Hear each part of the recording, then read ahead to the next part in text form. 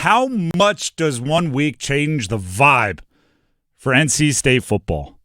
I don't even think the team is overwhelmingly better than we thought it was last week, but I think it's just a completely different vibe when you think you have your guy at quarterback. All the other problems don't seem as big, even if they are as big. They don't seem as detrimental, even if they are as detrimental, because you got your quarterback. NC State is a real one. CJ Bailey is a real one. And that is something to rally around. Dave Doeren, the head coach, after the game on what he's seeing from CJ.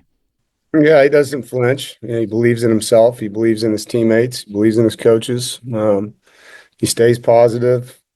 And he's just got that it factor when it comes to how he manages things and overcomes. Even when he makes a bad play, it doesn't rattle him. And it's tough. I mean, he's going to be a hell of a player, and he's tough. And even in the first half, I mean, he was 11-13. We didn't have a lot of points, but he was doing a good job, and getting used to what they were doing on defense. And that's a good defense. I mean, they're only giving up 17 points a game.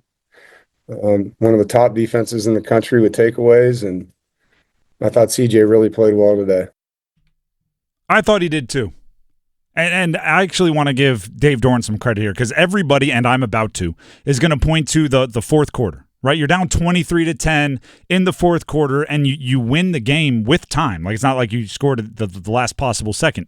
You win the game, a little aided by, a Cal missed field goal and a few others. But everyone's going to point to the fourth quarter. The eye test in the first half was just, yep, he's settling in. It was just like a yes or no, a go, no go. It's like, this is the guy. The ball jumps out of his hand. He's becoming more decisive. He knows what he's looking at. It was great. So I give Dave Doeren credit for saying in the first half he was good. I want to look at getting the ball down 6 with 8:37 remaining in the game. Okay, this is NC State getting the ball. You need a touchdown to take the lead. Field goal will make it close, but it's not enough. With 8 minutes and 37 seconds remaining on the road against one of the best defenses in the ACC. And they scored in 2 minutes, essentially. But here's why it's more exciting. Do you know how that drive started? Incomplete on first down, incomplete on second down. Now you have a freshman quarterback, 3rd and long, down 6. You got the ball. You had dreams of being the hero. You were going to lead them down and touchdown to take the lead, and you start with incomplete. The next play, big completion to Justin Jolie on 3rd down for the first. I'm gonna and right then and there, I went, yep, Robert and I, play caller, he's all in on this young quarterback. Do you know what the play calling series was on that drive, which, by the way, ended up with them taking the eventual lead that would stick? Here's the play calling. Pass, pass, pass, pass, pass, pass, pass. Run game wasn't working. There were no illusions or delusions of this young guy needs to get the run game going to be effective. It was, nope, we have a dude. Let's put it on his shoulders. Let's see what happens. If he throws 2 incompletions, great. He'll complete the 3rd, which is exactly what he did. You score, you take the lead. That's and we talked about it last week against Syracuse. Didn't win the game, but there were moments where you saw CJ Bailey is just comfortable. And there's a difference between not caring and comfortable.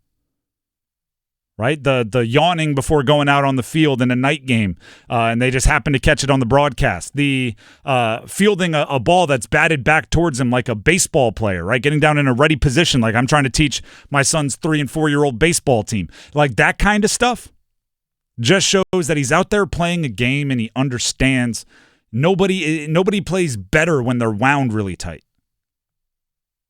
It's not that he doesn't care, it's that he's playing with the right energy.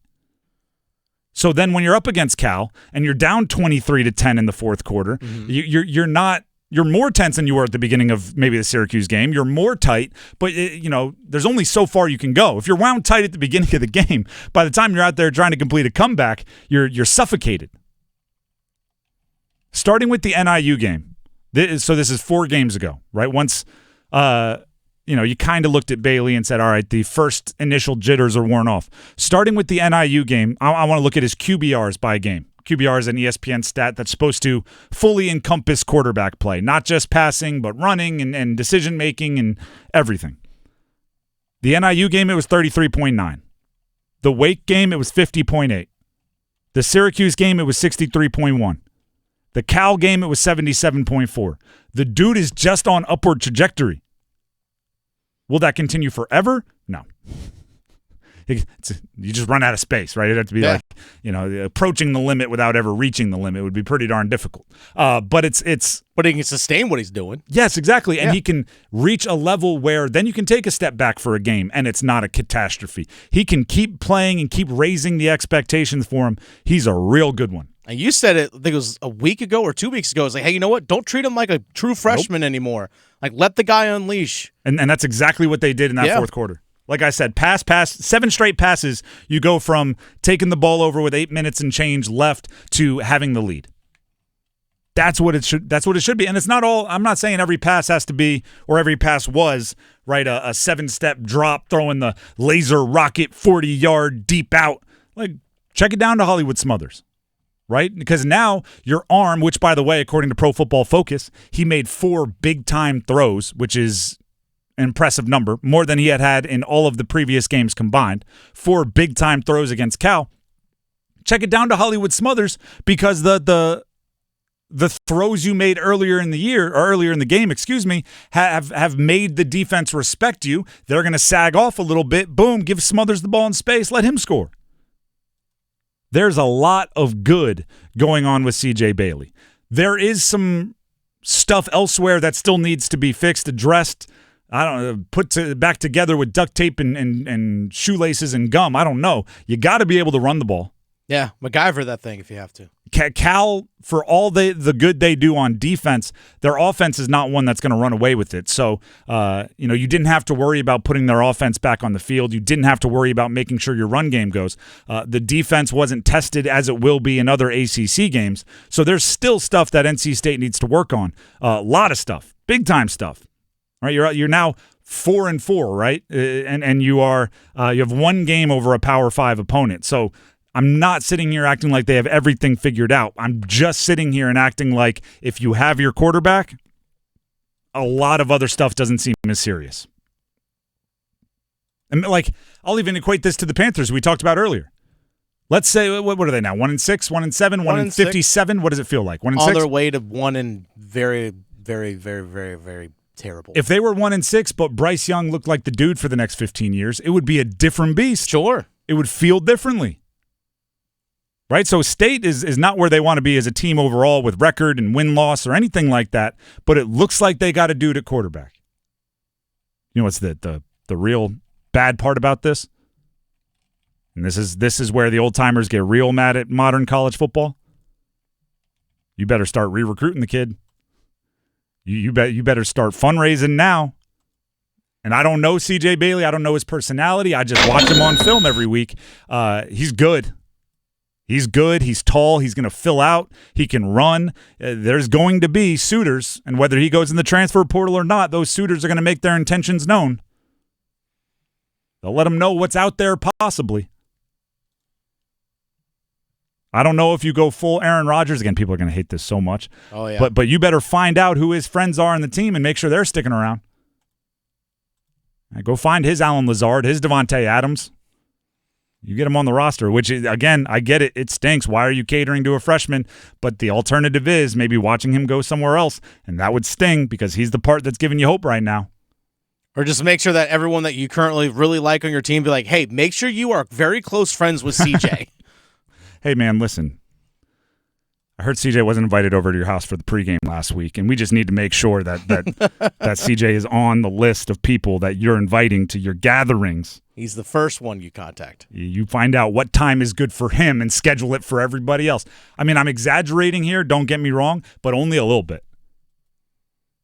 Only a little bit. He needs to be, and I'm not saying this loosey-goosey. I think he should be on the same plane as like the Nico Iamaleavas going into next year. And Nico's maybe not exciting everybody right now, but coming into the year for Tennessee, he was seen as one of those prospects that was big time. C.J. Bailey might be as well. And he played with Jeremiah Smith in high school, the number one wide receiver recruit in the country. He's playing for Ohio State. He's balling out. So I think some of Bailey's high school buzz got tampered down because everyone was like, well, shoot, I could throw it to that guy. But it turns out maybe he was making Jeremiah Smith look good just as much as Jeremiah Smith was making him look good.